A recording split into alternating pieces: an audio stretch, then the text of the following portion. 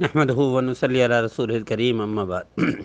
ہمارے بہت سارے ساتھی وظیفہ پوچھتے ہیں بے روزگاری کا، ڈیوٹی میں لگ جانے کا، کاروبار بڑھانے کا، وغیرہ وغیرہ، یا آمدنی بڑھانے کا، یا ڈیوٹی نہیں ملتی، جاب لیس ہیں تو جاب کیسے ملے، اس کا وظیفہ پوچھتے ہیں۔ یاد رکھیے گا، کافر ڈیوٹی کرتا ہے کیا وہ وظیفے کرتا ہے؟ ہندو ڈیوٹی کرتا ہے کہ وہ وظیفے کرتا ہے؟ بدھ مت یا وغیرہ وغیرہ، دنیا میں بے روزگار نہیں ہوتے۔ بے روزگار مسلمان کیوں ہیں؟ خصوصاً وطن عزیز پاکستان میں بے روزگاری کا سب سے بڑا مسئلہ وہ وظیفے نہیں سے حل نہیں ہوگا، وہ ہوگا ٹیکنیکل کام سکھانے سے اور سیکھنے سے۔